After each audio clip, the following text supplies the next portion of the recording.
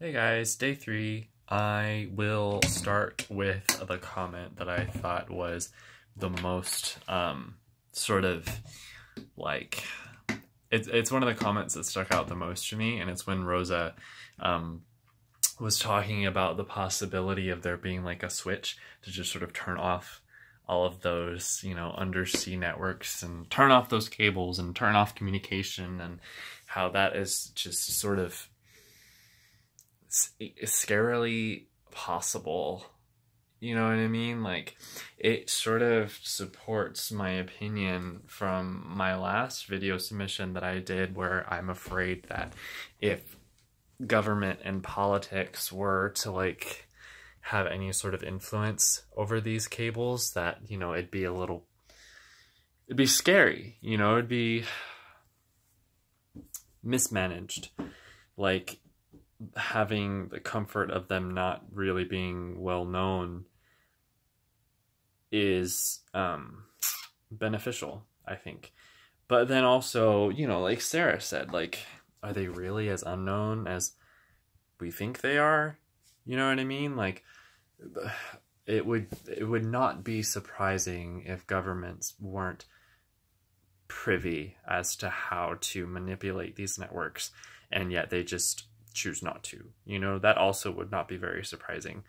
So as far as like a kill switch or some sort of like physical severance, I don't like, as silly as that is to think about, I don't think that it's necessarily preposterous, to consider. I don't think that it's outside of the boundaries of possibility.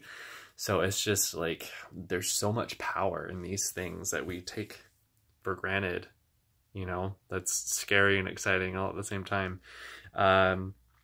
Sarah, you brought up an interesting point in your video too, where you were talking about how we could possibly use the environment to build these cables.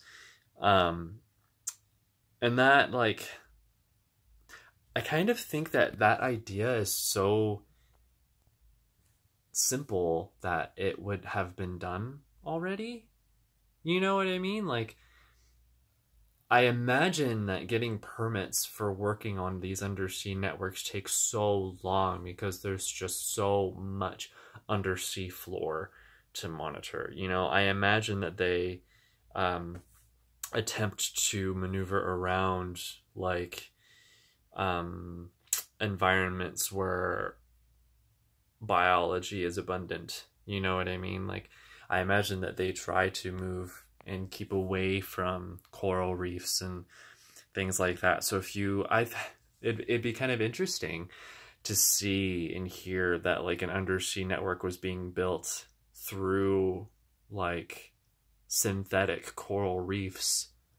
But at the same time, I wonder if that would be sort of a negative, or if that just simply wouldn't work with these undersea networks. Like, for example, say like, I don't know, a nest of a certain breed of fish makes a home in these coral reefs, and like the internet connection between North America and Australia is lost because, I don't know, Nemo decided to dig a little bit too deep into the coral reefs or something. You know what I mean? Like, I can imagine something like that happening.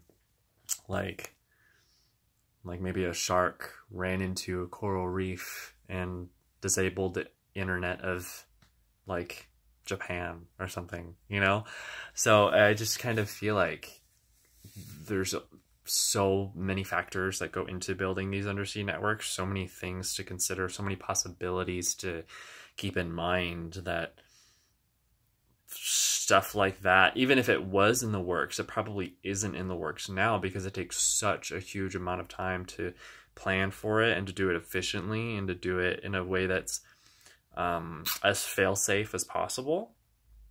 Because again, these are very gentle things. Like, these are very relied upon things. Let's see. Let's move on. Shannon, you also brought up how it could become messy if we meddle with this system. Like, if we meddle with something that's already there that we, don't really notice, if we start, trying to maneuver it, engineer it in a new way, maybe that would be a step backwards almost. Like maybe there's just some sort of tried and true method to building these undersea networks that just shouldn't really be messed with, I wonder. You also talked about, who's responsible for these cables, and I imagine that the companies who build them are responsible. I think that would be my guess. I don't know, maybe we rely on, like, I wouldn't even know the names of the companies. I don't know if our reading named any companies, like, specifically that own these cable networks or that build these cable networks or repair them. Who knows? Like, Starbucks can own an undersea network or something, for as far as we know. Maria, you talked about what you brought up in your video reminded me of our social network responsibility. How we should take care of our data and how we should take care of ourselves and our information. You recommended like keeping our information in logbooks and notebooks as far as like our phone numbers and our sensitive information, just in case like there is a day where these undersea networks stop working.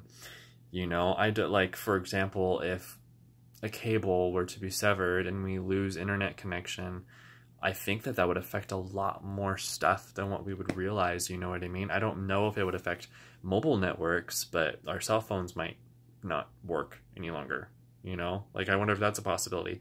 Another thing that I was thinking about is, oh my goodness, what was it? News networks and, news reporting. Like, how would we receive news from, say, like BBC, international news? How would we transmit information internationally if it weren't for these undersea cable networks? So that's just another example. I wonder if you guys can think of other things, like other potential catastrophes that could occur from these networks failing.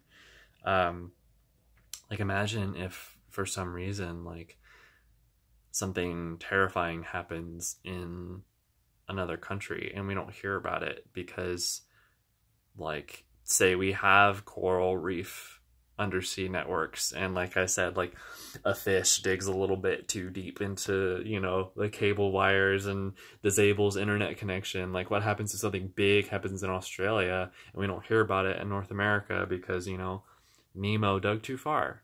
So, like, silly examples, and I'm sure it's much more intricate than that, but it's just something that I think about. Let's see, how can they? I think that we're all sort of touching upon how these networks can affect the environment, if they affect the environment, if they can benefit the environment. I wonder if these are just things that just are, like they just sort of borrow a home, you know what I mean? Like, if the sea creatures aren't bothered by these cables, then maybe these cables aren't bothered by the sea creatures, I suppose I'm just kind of rambling at this point. This is just such a vast, weird topic. It's interesting in that this topic is a bit harder to grasp when compared to the cloud. Like, despite the fact that the cloud is just sort of this thing that exists, it was a little easier to discuss than these undersea networks, which are physical and tangible and actually something that you can see in person. You know what I mean? Well, technically you could see cloud services in person too, but undersea networks are a bit more, expansive. They're a bit more, they have more of a global outreach, you know what I mean? So it's interesting how personally I'm having a little bit of trouble grasping onto this concept.